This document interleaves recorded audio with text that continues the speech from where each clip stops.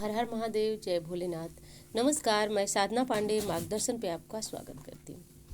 दोस्तों, आप पूजा पाठ करते हैं इसलिए करते हैं कि आपकी तकलीफ़ें समाप्त हो, और पूजा पाठ करते हैं आध्यात्मिक गतिविधियों से जुड़े हुए हैं और आपको उसका कोई भी लाभ प्राप्त नहीं हो रहा है।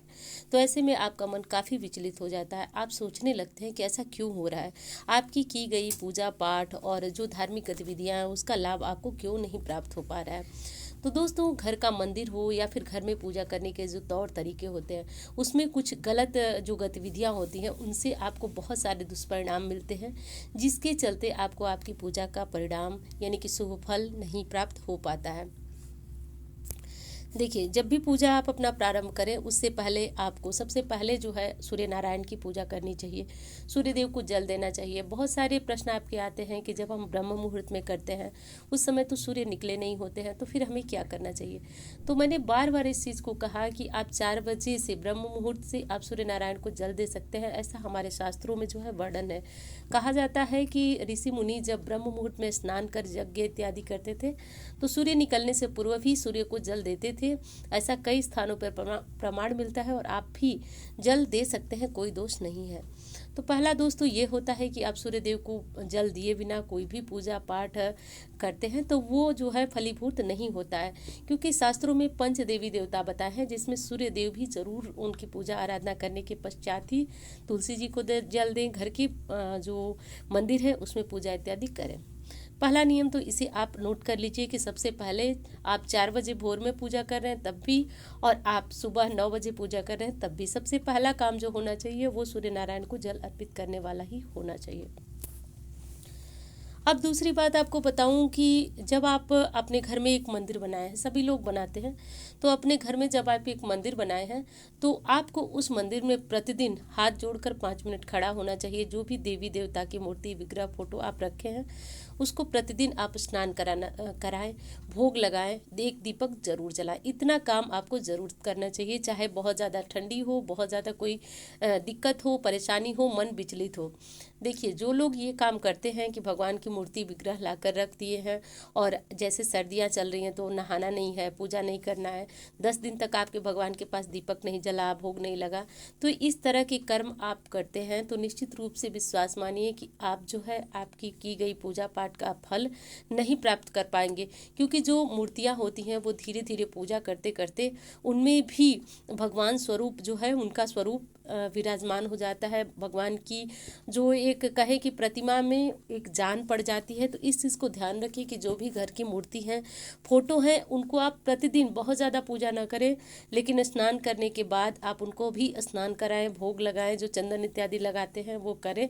तो मेरे कहने का एक सीधा सा अर्थ है कि प्रतिदिन स्नान के बाद आप अपने घर की मंदिर में जाएं, चाहे सर्दी बहुत ज़्यादा हो, परिवार का कोई सदस्य ये काम करे, लेकिन एक न एक सदस्य को करना बहुत ज़रूरी है।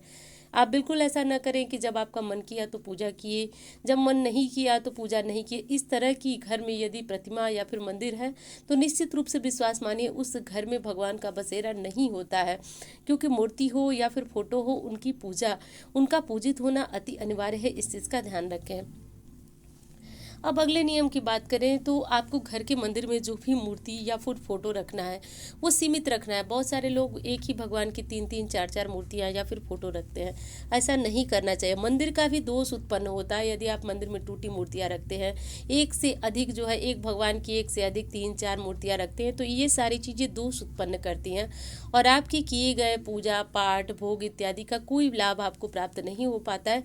उल्टे आपका दिमाग और ज़्यादा अशांत रहता है, आप उलझन में रहते हैं, घर में बहुत ज़्यादा लड़ाई झगड़े होते हैं।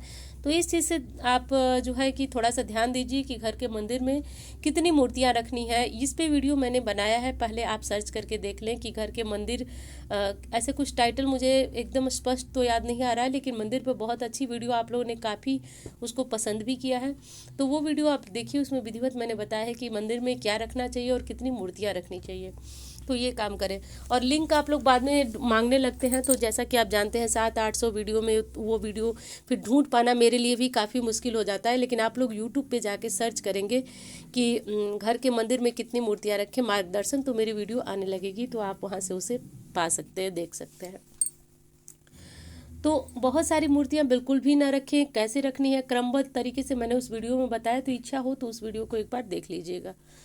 और बहुत सारे दिए होते हैं या फिर पूजा के बर्तन होते हैं जिनको हम इस्तेमाल बिल्कुल नहीं करते हैं, लेकिन हम उसे संभाल के रखे रहते हैं।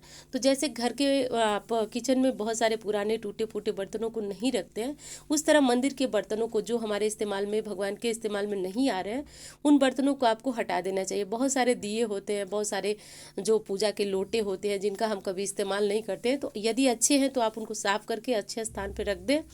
और यदि वो इस्तेमाल में कभी लाने वाले नहीं हैं, वो जो है पिचक गए हैं, टूट गए हैं, खराब हो गए हैं, तो आप उनको बदल दें, क्योंकि ये एक बहुत बड़ा दोष उत्पन्न होता है मंदिर में भी। इस चीज़ को ध्यान रखें। अब अगली चीज़ है कि जो घर में धार्मिक पुस्तकें होती हैं, जैसे कि रामायण, भगवत गीता, अन्य सारी धार्मिक पुस्तकें हम सभी के घर में होती हैं। तो जब भी आप धार्मिक पुस्तकों को रखें, उनको एक लाल या पीले रंग के वस्त्र में लपेट करके ही रखना चाहिए, क्योंकि ये धार्मिक पुस्तकें हमारे जीवन का आधार मानी जाती हैं और कभी भी इनको खुला नहीं रखना चाहिए। तो इनको एक न एक वस्त्र में इनको अच्छी तरह से लपेट करके, और जब भी इनको पढ़ने के लिए उठाएं, प्रणाम करके उठाएं, और जब भी इनको यथास्थान रखें तो प्रणाम करके रखें। ये काम ज़रूर करना चाहिए। एक चीज़ और ध्यान रखना चाहिए कि आप चाहे कोई भी पाठ कर रहे हो, तो जो धार्मिक पुस्तक होती है उनको हाथ में रखकर बिल्कुल भी नहीं पाठ किया जाता है। उनके पाठ का फल आपको आधा मिलता है। तो इस चीज़ का ध्यान रखिए। आप जब कोई पाठ करें तो उस समय आप जो है रेहल का इस्तेमाल करें। रेहल आप समझ रहे होंगे या नहीं, जिसमें कि धार्मिक पुस्तकें रखकर रामायण इत्यादि, भगवत गीता सब कुछ पढ़ा जाता है। तो उस तरह से आप रेहल का इस्तेमाल करें। नहीं है तो कोई लकड़ी के पाटे वगैरह का इस्तेमाल करें, लेकिन भूल कर भी हाथ में लेकर किसी धार्मिक पुस्तक का पाठ न करें। उससे आपको फल प्राप्त नहीं होता है, आधा अधूरा ही फल प्राप्त होता है। अगली चीज़ आपको ये भी ध्यान रखना है कि जो आपके घर का मंदिर हो वो ईशान कोण में हो, यानी कि उत्तर और पूर्व का जो कोना होता है वो मंदिर बनाने के लिए उचित होता है। वैसे मैं विस्तृत इस विषय पे बात नहीं कर रही हूँ। मैंने जिस वीडियो के बारे में आपको बताया उसमें आपको ये भी पता चल जाएगा कि किस दिशा में आपके घर का मंदिर होना चाहिए। मैं बात कर रही हूँ कि किचन में आपको मंदिर बिल्कुल नहीं बनाना है, और बेडरूम में तो भूल कर भी नहीं बनाना है। किचन में बहुत सारे लोगों को लगता है कि किचन जो है उसमें हम खाना बनाते हैं, बहुत सुरक्षित स्थान है, लेकिन उसमें मंदिर बिल्कुल नहीं बनाना चाहिए। ये शास्त्र के विरुद्ध है, और शास्त्र विरुद्ध नियमों का यदि आप ध्यान नहीं देते हैं, जो शास्त्र विरुद्ध नियम है उन पे चलते हैं, तो आपको बहुत सारी समस्या आती है। किचन में भूल कर भी मंदिर न रखें। आप छोटा सा ही मंदिर बनाएं, बहुत छोटा सा मंदिर बनाएं, लेकिन मंदिर बनाने का जो उचित स्थान है वो घर में उत्तर पूर्व के कोने में ही है।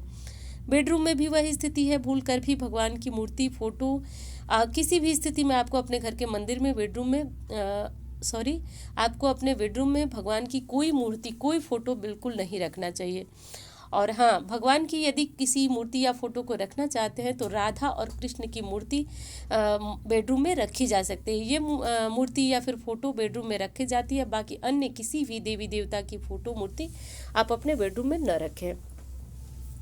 दूसरी चीज़ का ध्यान आपको ये देना है कि जब आप अपने पूजा पाठ करें तो आपको एक चीज़ का और ध्यान रखना चाहिए कि पूर्ण श्रद्धा विश्वास से कोई भी मौसम हो, कभी बहुत ज़्यादा सर्दियाँ होती है, कभी बहुत ज़्यादा गर्मी पड़ती है, कभी कोई भी समस्या आती है, तो वास्तविक जीवन में वही हमारी परीक्षा होती है। भगवान भी हमें देखना चाहते हैं कि जो हमारी पूजा, भक्ति, आस्था है वो कितनी सत्य है, भगवान के प्रति हम कितनी कृतज्ञता व्यक्त कर पाते हैं।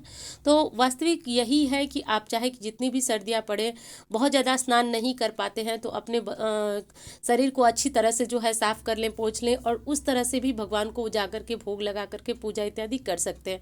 तो ये सारे काम जरूर करें। भूल करके भी अपने भगवान को भोग लगाए बिना या फिर भगवान को इस तरह स्नान कराए बिना न छोड़ें। स्नान कराने का मतलब आप ये मत सोचिएगा कि जो फोटो है या फिर कुछ ऐसी मूर्तियाँ होती हैं जिनको स्नान नहीं कराया जाता है तो क्या करें। मेरे कहने का मतलब कि जो काल्पनिक रूप में हम स्नान कराते हैं, जैसे कि कुसा से या फिर आम के पल्लों से, तो वो स्नान की भी मैं बात क्यों। आप ये मत सोचिए कि हर फोटो, मूर्ति को स्नान कराना आवश्यक है। तो ये आप देख लीजिएगा। और यदि वीडियो अच्छी लगे तो एक लाइक जरूर कीजिएगा। इस तरह की जानकारियाँ, जो शास्त्रों की जानकारियाँ होती है, आपको इस चैनल पे प्राप्त होगी।